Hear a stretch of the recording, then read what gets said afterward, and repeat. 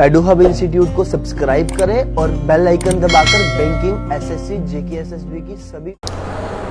Good morning students, आज का हमारा अगला लेक्चर है अर्ली वैदिक पीरियड पे। हमने अभी तक स्टोन एज हमारा खत्म हो गया है, हमारा हड़प्पन सिविलाइजेशन खत्म हो गया। आज का जो हमारा मेन टॉपिक है वो है हमारा अर्ली वैदिक सिविलाइजेशन।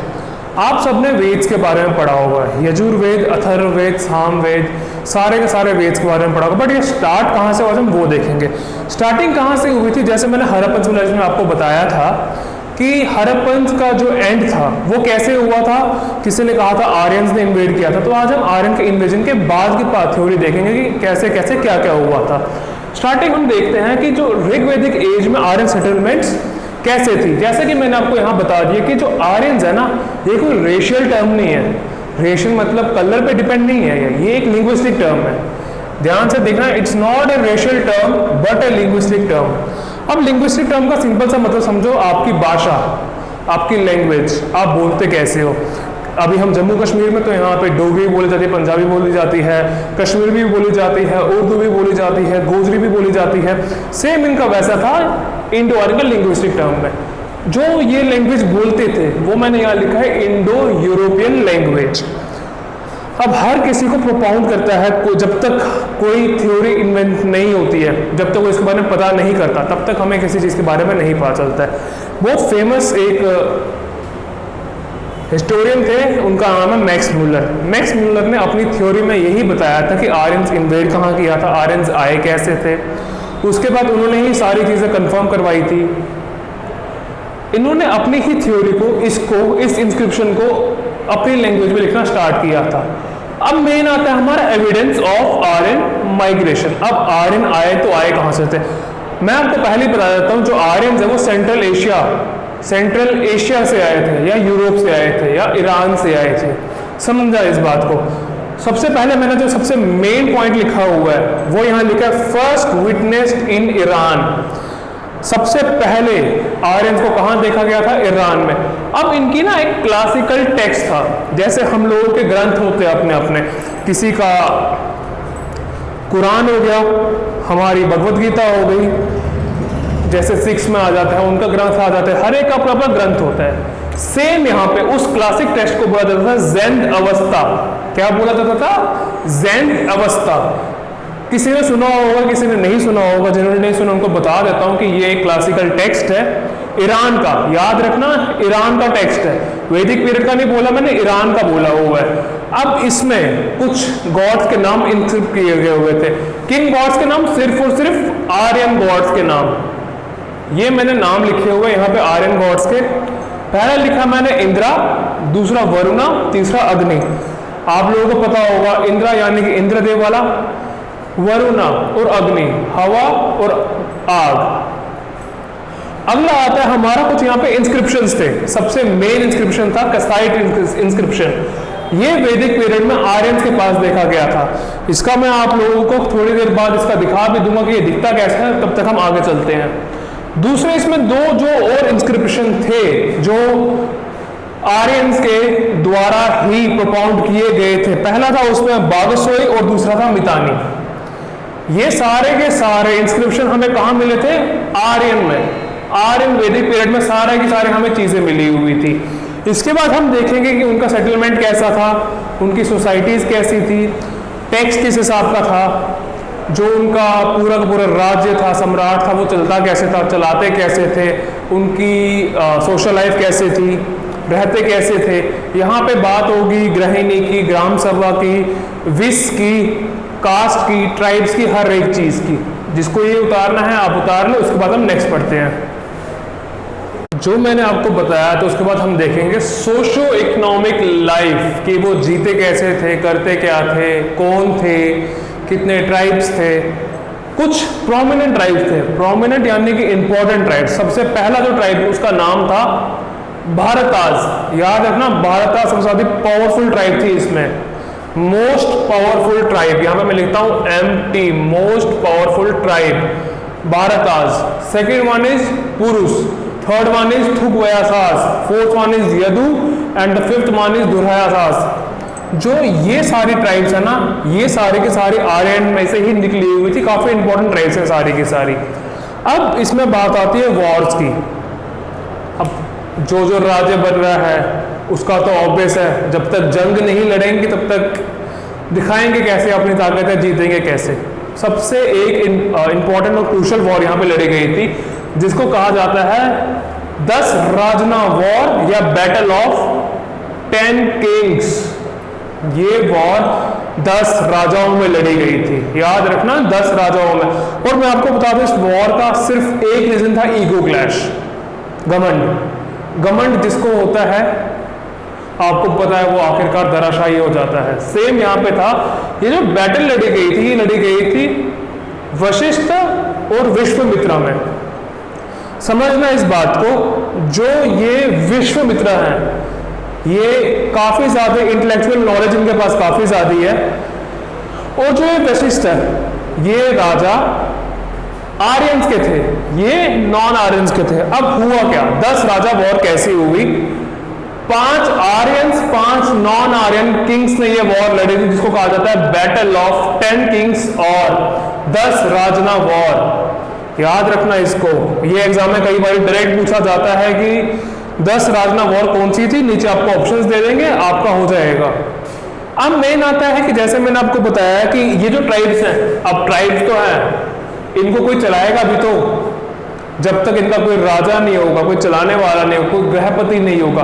आप लोग देखो, आप लोगों के जो घर है, जब तक हेड ऑफ द फैमिली घर को नहीं चलाएगा, घर नहीं चलेगा। हेड ऑफ द फैमिली कोई भी हो सकता है, फादर मदर कोई भी, लेकिन यहाँ पे ध्यान रखना कौन था। अब जो ट्राइबल फॉर्मेशन थी वो हुई कैसे थी, स्टार्टिंग में देखो आप, ग्रामा लिखा है मैंने, मैं आपको हाईलाइट के लिए दूसरा पेन दिखा देता हूँ ताकि दिखे आप लोगों को। ग्रामा, ग्रामा यानी विलेज, जिसको हम आज भी गांव ग्राम बोलते हैं। विलेज हेड कौन करता था, ग्रामनी, हेडेड बाय ग्रामिनी। आज भी आप लोगों ने देखा होगा बहुत सारे विलेज को हेड कौन कर रहा होता है। Second one is group of gramas, यानी कि विस। विस का मतलब होता है यहाँ पे विलेज, काफी सारे विलेज का एक ग्रुप मान के चलो, हम कुछ भी ले लेते हैं, एक XYZ विलेज है, उसका पूरे को मिला के वो बन जाएगा ग्रामीणी। अब यहाँ पे देखो इसको हेड कौन करता था, विश्वपति, जो सबसे सुप्रीम लीडर होगा वो इसको हेड करता था। अगला आता है इसमें ग्रुप। उस टाइम पे ग्रुप्स को क्या कहा जाता था, आज भी ग्रुप्स को मोस्टली यही कहा जाता है जना या ट्राइब। जना मतलब समझो काफी सारे ग्रुप्स, एक नहीं हजारों ग्रुप्स। लास्ट वन इज राजन। राजन यानी कि प्रोटेक्टर। जब तक प्रोटेक्टर नहीं होगा तब तक कोई भी चीज जिंदा नहीं रहेगी।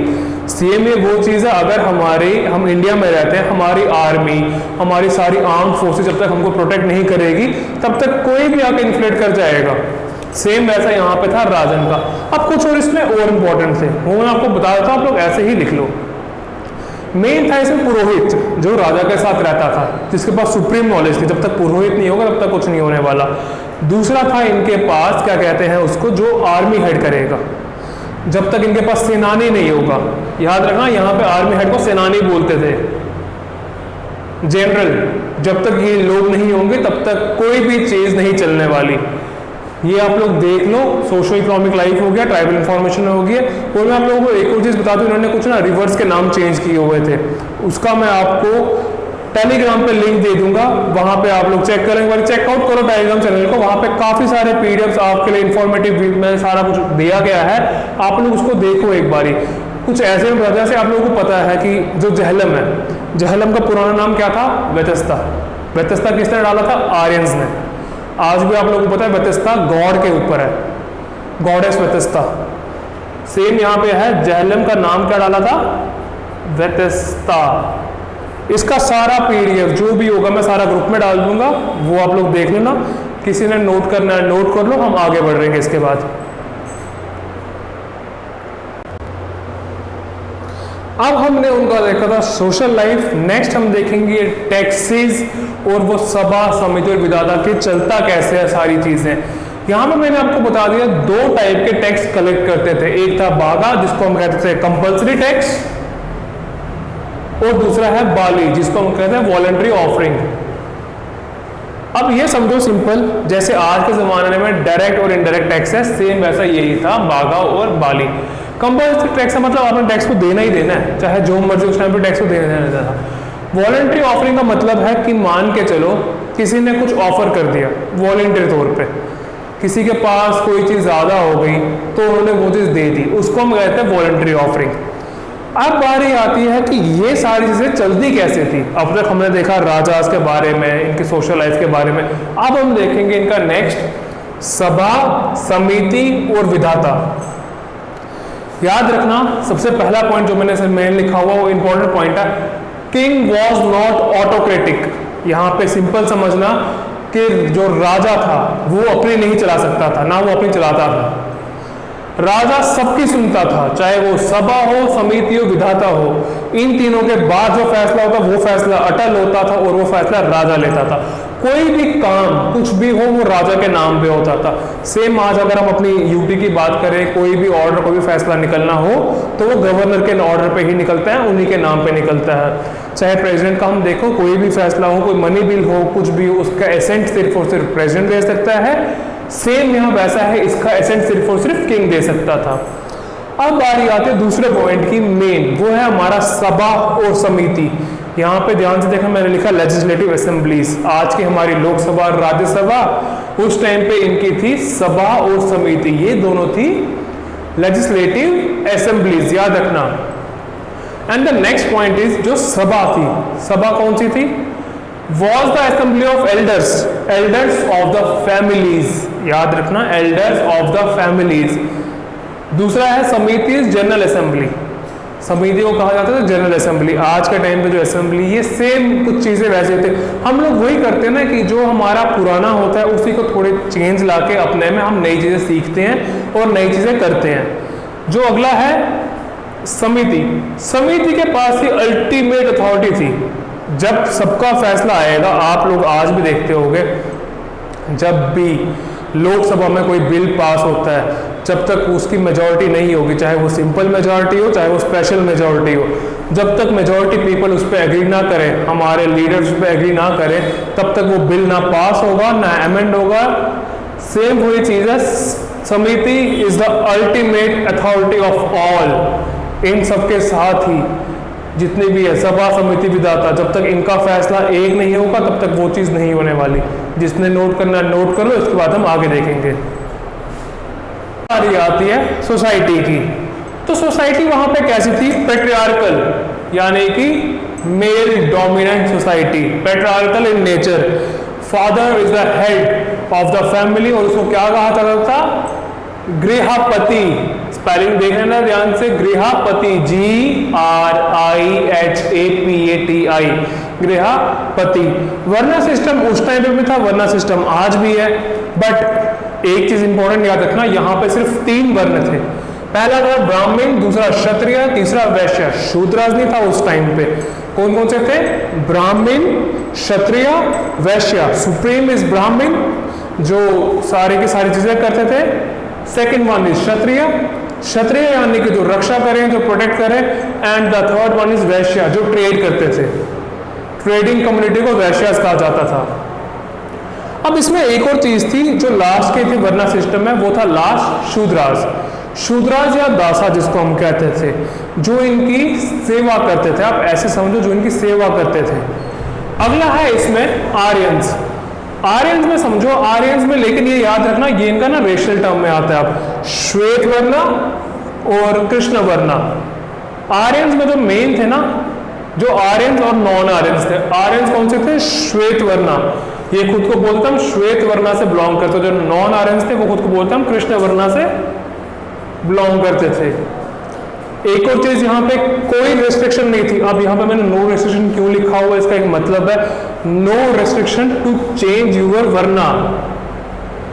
आप चाहो शूद्राज से वैश्य में आ सकते हो, वैश्य से क्षत्रिय में, क्षत्रिय से ब्राह्मण में आ सकते हो। कैसे? By changing of occupation. आप अपना कोई भी काम करके अपना वरना चेंज कर सकते थे। ये वही चीज़ है ना, जैसे एक टाइम पे बहुत पुराने जमाना होता था कि मोची का बेटी मोची ही बनेगा, अगर मिनिस्टर का बेटा ही मिनिस्टर बनेगा, बट इस टाइम पे ऐसे नहीं था। अगर आप अपने ऑक्यूपेशन को चेंज करते हो तो आप किसी भी वर्णा में जंप कर सकते हो स्टेप बाय स्टेप। अगर कोई शूद्रास है, शूद्रा से वो आ जाएगा वैश्य में, वैश्य है तो उसमें आ जाएगा क्षत्रिय में, क्षत्रिय है तो आ जाएगा ब्राह्मण्स में। अगला है नो सोशल इवल्स। पहले बता रहा हूं सबसे इंपॉर्टेंट इसलिए है क्योंकि इस टाइम पे ये पीरियड वुमेन्स के लिए कहा जाता था गोल्ड पीरियड। गोल्डन एज इसलिए क्योंकि यहाँ पे कोई भी रेस्ट्रिक्शन नहीं थी, ना सती था, ना डॉवरी था, ना हरासमेंट होती थी, कोई भी चीज नहीं होती थी। और जो हमारा इसमें लास्ट आता है गॉड्स के बारे में, किन किन गॉड्स को ये पूजते थे। उसमें है पहला इंदिरा, वरुणा और अग्नि। ये मैंने आपको बता दिया था पहले ही, इंदिरा, वरुणा और अग्नि। जिसने नोट करना है नोट कर लो, उसके बाद हम नेक्स्ट टॉपिक देखेंगे।